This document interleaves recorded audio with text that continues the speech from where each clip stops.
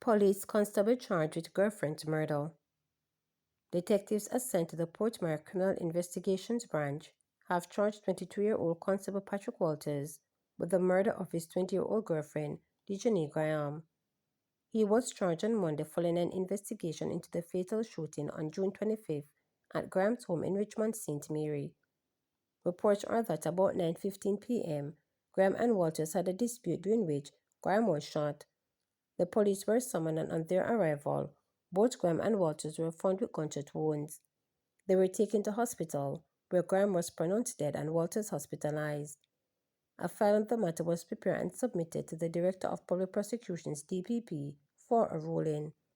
On July 17, the DPP ruled that Walters be charged with the offenses of murder and using a firearm to commit a felony.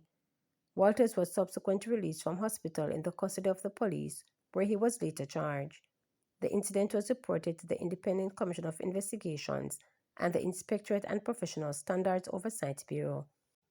Family clings to hope as Kingston man remains missing since last Wednesday. The family of a Kingston man who went missing last Wednesday is clinging to hope that he will return home. 36-year-old Andrew Hilton of Campbell's Boulevard, Kingston, has been missing since Wednesday, July 16. Reports from the Halfway Tree Police are that about 7:20 a.m., Hilton was last seen at home. At the time he went missing, he was wearing a blue t-shirt, a pair of blue jeans, and a pair of brown shoes. He has not been seen or heard from since. His family members and friends are praying for his safe return. Kadisha Johnson Hilton, wife of Andrew Hilton, said the last time she heard from her husband was on the morning of July 16 when she arrived at work. She said her husband had dropped off their child at the sitter and was going to work. She said she raised an alarm when he did not return home, and after multiple calls to his cellular phone went unanswered. Meanwhile, Mr. Hilton's brother Gary Hilton said his brother did not show up for work that morning. He said the family is extremely worried but remains hopeful. Anyone knowing the whereabouts of Andrew Hilton is kindly asked to contact the Halfway Tree Police at 876-926-8184, the 119 police emergency number, or the nearest police station. So when work over now, I go for the baby. Kind of tell me already, so I collect the baby. So I go for the baby, and when I come home now, after 6, I call him, tell him, so I pick up the baby, and I not get him. That's a ring straight. And I realize, anyways, I not pay no mind, I do them in the house. So when I realize, I see 10 o'clock pass, I still not 11 o'clock, still not, I probably gone out, and have a drink or so. And would have come in or whatever. So I leave all the grill open the night because I never did know say him never ever come back. So I wake up in the 1 o'clock now, I realize him not there. Still I call the phone and ring, nothing. So daylight now, still not see him, not hear nothing from him. And that's when I got, something wrong, this something alright, because it's not him, yeah. I'm hoping that everything is okay, hoping that this was a prank basically, and he's in good spirits. He's a person that goes to work, comes home, probably goes to play a little match, and his friend drop him off. They like at the football factory on Shattered Road. Yeah, he and one of my sons, he would carry him with him, play football and drop off my son, and you understand? Everybody's co-workers are here, everybody is upset, everybody is depressed, everybody is wondering what's happening. Don't know. It's not like him to just disappear without it's just not like him to just disappear. Medical officer laments occupation of bed by patients with non-emergency conditions.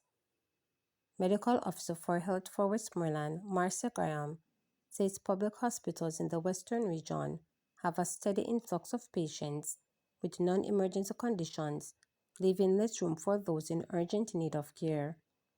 Our hospitals are full, and what is unfortunate is that the persons that are occupying the beds, in many cases, are persons that are not even ill in the true sense of word, she told councillors at the July 10th meeting of the Westmoreland Municipal Corporation in Savannah Lamar.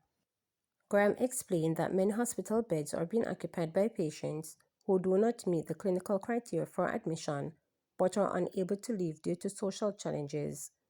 They may also have anywhere to go, and there is no family member to pick them up, and so they remain in hospital for long periods of time, she noted. Sometimes, the social problems are greater than the health problems, and so the hospital becomes a kind of home away from home, the medical officer added. She warned that the situation is compromising the ability of health system to function efficiently. So you have these persons occupying beds that are needed by persons who have legitimate clinical reasons for being admitted, and we have to turn those persons away or find somewhere else to manage them, she noted. Graham called for greater support from families and communities in resolving these social gaps. We need to remember that hospitals are not social facilities, and the space is needed for acutely ill, she emphasized. Graham also urges elected officials and committee members to help address this very concerning issue. We're asking for your support in working with the relevant agencies to find solutions to some of these social challenges that end up creating a burden on the health system, she added. Negril Bypass Road faces environmental challenges, says Prime Minister. Prime Minister Dr. Andrew Holness has revealed that environmental issues have delayed the government's plan to create a bypass road for the current Norman Manor Boulevard that runs through Negril. The bypass road was among several already known plans reiterated by Holness for Negril and Hanover. Holness noted that while he does not want to get into any argument over the environmental issues, the government remains committed to having the issues addressed so that the road can be created inland. The challenge we have had, why we haven't advanced so much, is that there are some environmental concerns that are still trying to be resolved, he noted. Holness was addressing a fundraising banquet for the ruling Jamaica Labour Party standard bearer for Westmoreland Western constituency, Garfield James. The activity, which followed a tour of the constituency, was held at the couple's swept-away resort in Negril on Saturday night. In 2022, stakeholders were informed of a developmental proposal to change the layout of Negril, which includes the creation of a bypass road. Holness argued over the weekend that peats and swamps are encountered in the area. So we have to figure that out. I don't want to get into any argument about the environmental issues just yet, but we're trying to figure out the best alignment that would avoid the environmental assets that we have because they are important, stated Holness in a brief remark.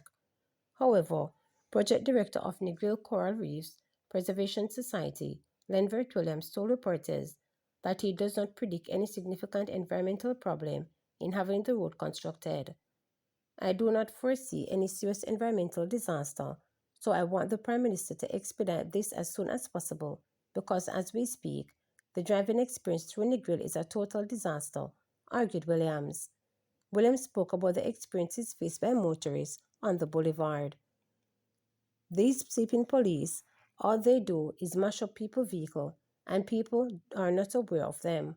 When they slow down, oftentimes people wear in them by slamming into their backs, so I don't think that they are serving their intended purpose, and I believe that if we can't remove them, give us an alternative route, Williams added.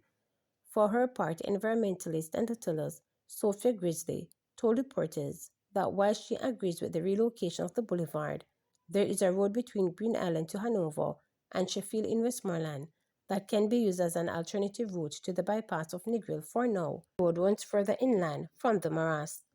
There is a road behind, especially with the international airport coming in Little London. Have it fixed so that people going to Green Island and Lucy will be able to use that without congesting the Negril Road. And I fully agree that over time we need to move all of our roads inland. So I agree with the Prime Minister, stated Grizzly. James, on the other hand, told reporters that with the environmental concern, the matter must be examined carefully so that there is a balance.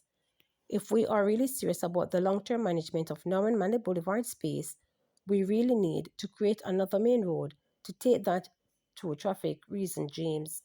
Meanwhile, Holness during his presentation spoke about the bypass road for Hopewell and Lucy that will be tied into the Long Hill bypass into St. James and complement the Negril Road that will assist in alleviating traffic congestion.